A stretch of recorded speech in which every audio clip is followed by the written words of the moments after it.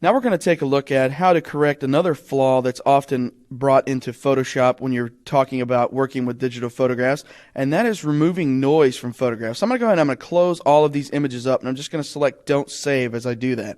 I'm going to come back to the Adobe Bridge, and I'm going to select from your Chapter7 project files, angrynoise.jpg.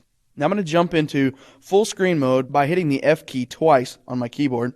And I'm going to zoom in on this image by using Command plus on my keyboard as well. Now we've got this photograph in here, and as you can see there's quite a bit of noise on top of it.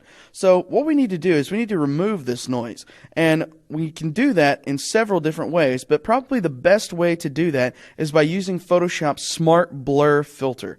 This is a great filter for controlling blur and for also eliminating blur in areas that you don't want it to be in. So we're going to come up here to the filter menu, we're going to choose Blur, and we're going to come all the way down to Smart Blur. Now inside the Smart Blur dialog box, you have several different options here. And the first of which is Radius, which just controls the amount of blur across the image. So what we're going to do, I'm going to up this to quite a bit. Let's go ahead and push it up to about 20, like so. And the threshold is what controls how the blur is read across the image. So it's going to control the amount of pixels that are affected by this blur. So I'm going to back it down to about 20 as well. Now when I do that, you're going to notice that there's no visible change to the image over here. That's simply because of the fact that you're not getting a live preview in your image window. Your preview is located right here in this preview window for surface blur. Now why they don't give you an updated preview in the image window itself, I really don't know.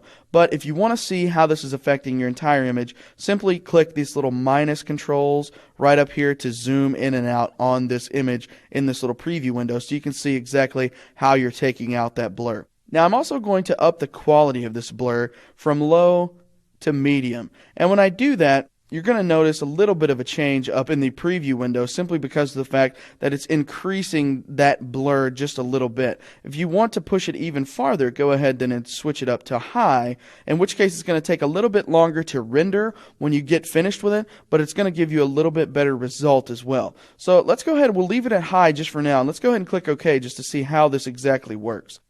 Now when I do this, it's going to take a little bit of time to render, and as you can see here, by switching it to high, we've almost over blurred this image to a degree. Now we've effectively removed the noise in all of the areas that we didn't want noise. For instance, we removed it from all of these areas here on the right and these areas here on the left, but we're losing some detail in the face and on the side of the ears and areas like that. So how can we account for that now after the fact? Well, we're going to go back to our little friend, the Fade command, and we're going to do that by coming up to the Edit menu, and we'll choose Fade Smart Blur.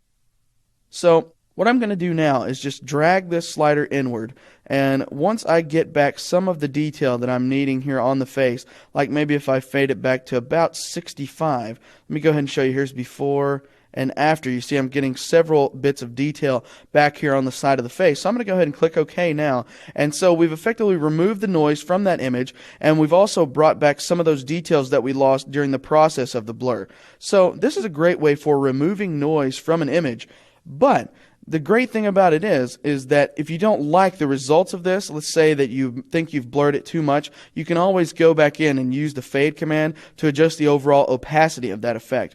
Or, since we're using CS3, we also have the ability to use this as a smart filter. So if you wanted to run this as a smart filter, then all you would have to do is adjust the overall opacity in the smart filter blending options to do that as well. And this would be a non-destructive edit, and then you wouldn't have to worry about changing the overall pixel values of the original image whatsoever. So just go ahead and play with this. It's going to be a little bit different for each and every image you bring in here, simply because noise lies in different areas for different images. So it's going to have to be on an image by image basis whether or not you push your levels up to that amount that I showed you before. And remember, if you over blur it, you can always go back in and tweak those settings later to effectively remove all of the noise and still maintain the detail of your original image.